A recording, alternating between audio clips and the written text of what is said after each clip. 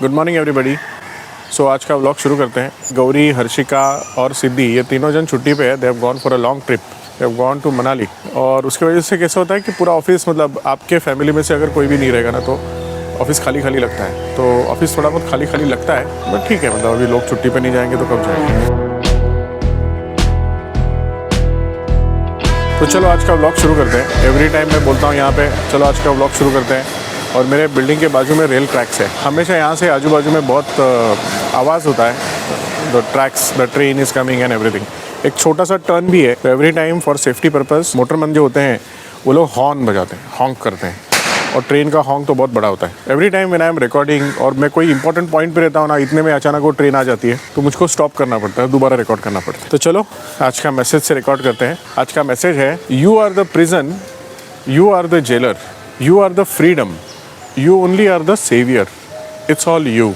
हम ही सब कुछ है, हम ही सब कुछ करते हैं। मैंने इसके ऊपर पॉडकास्ट भी बनाया हुआ है। I have taken the story of Arunima Sinha also. मैं आज पॉडकास्ट में लिंक डाल देता हूँ, आप देख लो। ये पर्टिकुलर टॉपिक के ऊपर भगवद गीता में चैप्टर 6 वर्स 5 में क्लियरली लिखा हुआ है, उद्धरेदात्मान आत्मानं आत्मानमवसादयेत् आत्मैव ह्यात्मनोर्बन्धु आत्मैव रिपुरात्मनः। Such a beautiful text, such a beautiful verse. आत्मैव ह्यात्मनोर्बन्धु मतलब क्या? My mind is my friend. आत्मैव ह्यात्मनोर्बन्धु आत्मैव रिपुरात्मनः मतलब मेरी आत्मा ही रिपु है। रिपु मतलब शत्रु है, एनिमी है। आत्मैव रिपुरात्मनः, it's all in me, it's all me, it's all my mind, everything is in me. Life is a one time opportunity. ये जो जिंदगी है ना, ये टाइमर है। It's like a timer. Time limit दे के भगवान ने नीचे भेजा हुआ है। And the time is ticking. Life is nothing but a set of time and the time is ticking. अब ये पर्टिकुलर टाइम में आपने क्या करना चाहिए, ये आपका चॉइस है। It's all your choice. आपके ज़िंदगी का आप कोई भी एक्सपीरियंस लेते हो, बुरा एक्सपीरियंस हो, अच्छा एक्सपीरियंस हो, कोई भी सिचुएशन की वजह से you are hurt, you have a choice. Either you can become wise और यू कैन बी वुंडेड। आप उसको एक्सपीरियंस कंसिडर करो, think over it, ponder on that, so that next time when it happens to you it will not hurt you. It's a choice. या फिर आप क्या कर सकते हो, रोते रहो, मेरे साथ ऐसे हुआ, मैं कितना बेबस हूँ, मैं कितना असहाय हूँ, है ना। It's a choice. एक पर्टिकुलर टाइम लिमिट हमको दिया है। उस पर्टिकुलर टाइम लिमिट में हम क्या करें? What should we do? Should we keep on crying throughout our life और should we accept things and move on so that the future is bright? Your future is your choice. चलो madam आ गए, car में discuss करें।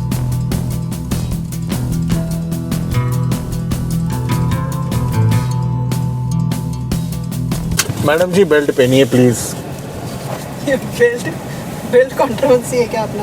Vlog का मतलब belt controversy है क्या? हाल है हम इंश्योरेंस में है ना, इंश्योरेंस में है ना हम लोग।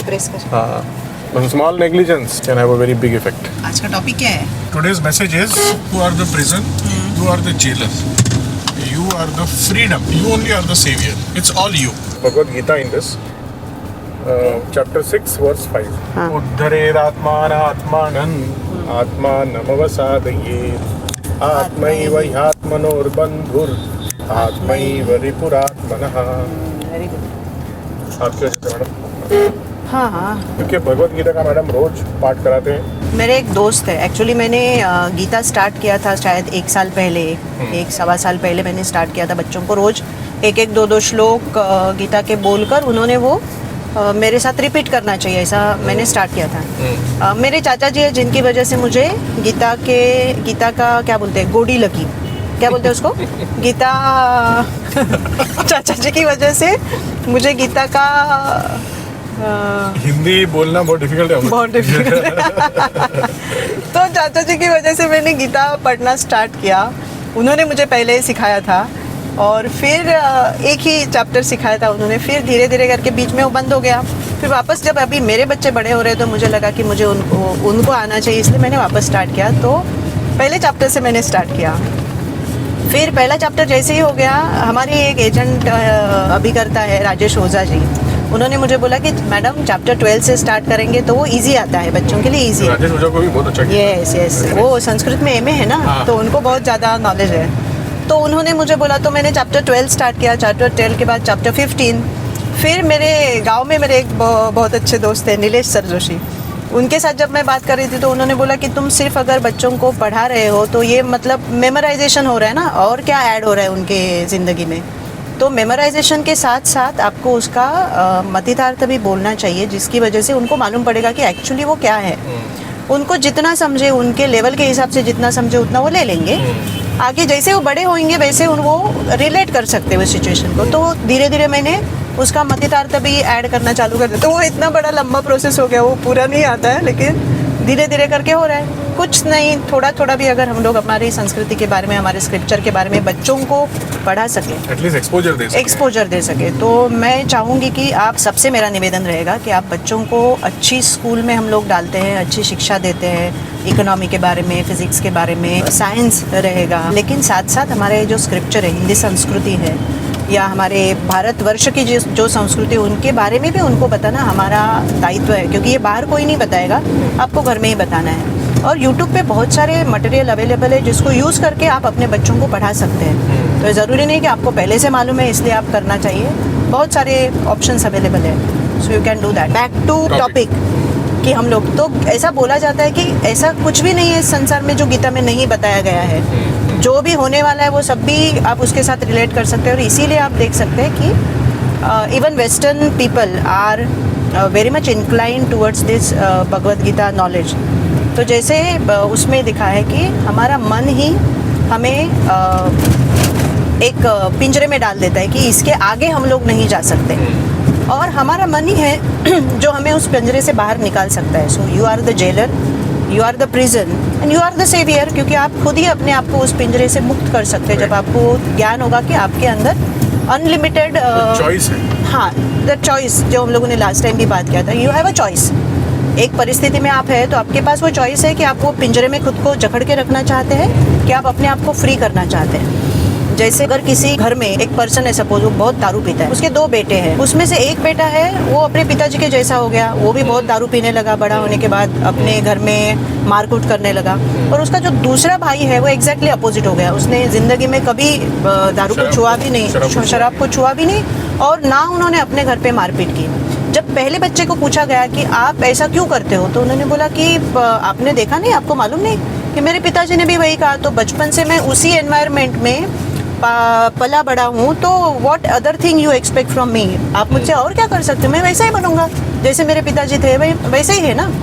जब दूसरे बच्चे को पूछा गया कि आपने ऐसा क्यों किया, आपके घर में तो इतना, आपके पिताजी भी ऐसे करते थे, तो आप इतने अलग कैसे हो गए, तो उन्होंने बोला कि आपको पता नहीं कि मेरे पिताजी कैसे थे, तो मेरे पास क्या चॉइस बचा, क्या मैं उनकी तरह बनूं? बिल्कुल नहीं। मैंने देखा है उनकी वजह से मेरे घर में कितने प्रॉब्लम हो गए, मेरी माँ को कितने प्रॉब्लम्स हो गए, हम बच्चों के बचपन में कितना प्रॉब्लम हो गया। ये सब देखकर भी आपको लगता है कि मैं उनके जैसा बनूंगा, तो मैंने पहले ही दिन ठान लिया कि कुछ भी हो जाए मैं पिताजी के जैसा तो बिल्कुल नहीं बनूंगा, मैं बनूंगा तो मैं जिंदगी में कभी भी शराब को छूऊंगा। ये 2 एग्जाम्पल आपको क्या बताते हैं, you are the prison, you are the jailer and you are the saviour. आपको इस परिस्थिति से दूसरा कोई नहीं बचा सकता, आपको खुद को खुद ही बचाना है। हमारे मराठी में एक कहावत है, तू चाहेस तुझ्या जीवनाचा शिल्पकार। सद्गुरु वामनराव पै बोलते, तू चाहेस तुझ्या जीवनाचा शिल्पकार, means you are the sculptor of your life. अगर मैं हमारे टीम के बारे में बात करूँ, तो there are many people who come and join us. आज हमारा 300 लोगों का परिवार है, लेकिन बहुत लोग आते हैं, ज्वाइन तो कर लेते हैं, आगे they are not able to do it,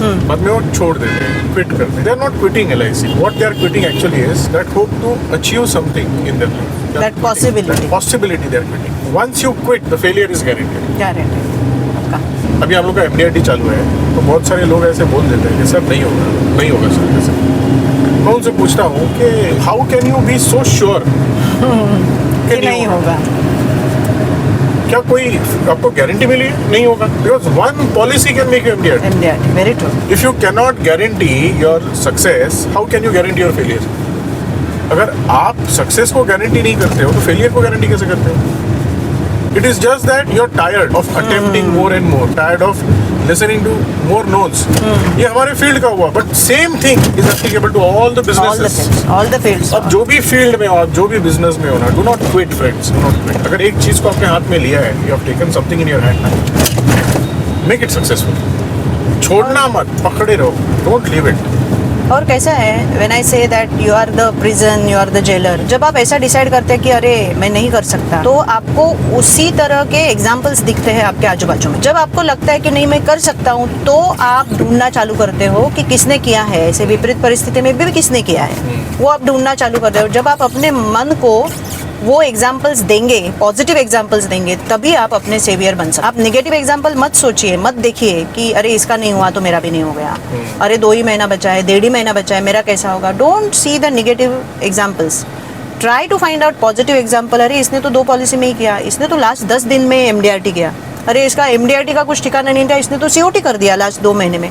तो find out those positive examples जिसकी वजह से आपके मन को लगे कि ये हो सकता है। वो जो 3 इडियट का है ना, जब तक आपका मन ये नहीं बोलेगा ऑल इज वेल, तब तक आप कुछ नहीं कर सकते। चलो मैडम, आपका दादर स्टेशन आ गया है, अभी आपको जाना होगा।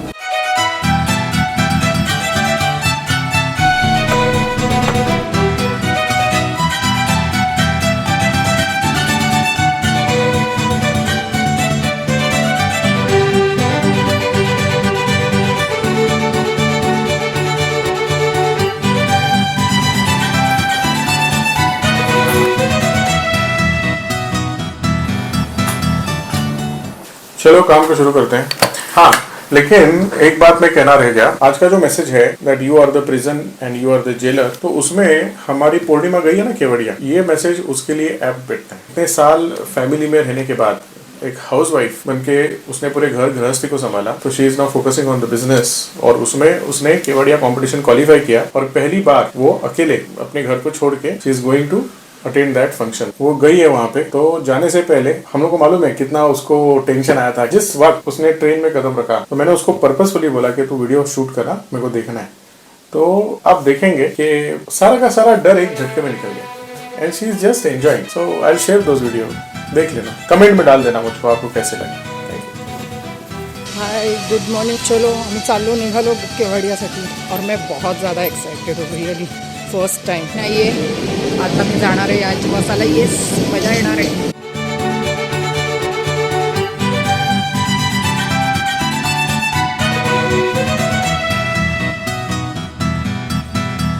मेरी केवड़िया की जर्नी स्टार्ट हो गई है, जो मेरे फर्स्ट टाइम मैंने विन किया है। टीम गैलेक्सी की मैं पहली लेडी होगी जो फर्स्ट टाइम जा रही हूँ। एक अच्छी बात है कि उनकी सबसे पहली एजेंट भी मैं ही थी, और टीम गैलेक्सी की सबसे पहले जाने वाली भी मैं ही हूँ। तो बहुत एक्साइटमेंट है जाने के लिए मुझे रियली। मुझे वहाँ का माहौल, वहाँ के सब देखना है, और भगवान करे जो जय माता दी कंपटीशन चल रहा है वो भी मैं ऐसे ही विन करूँ, और वो भी मैं ऐसे ही जाऊँ देखूँ। क्योंकि अब ये बोलते ना, ये हो गया कि एक बार जब देख लेते तो वापस वही।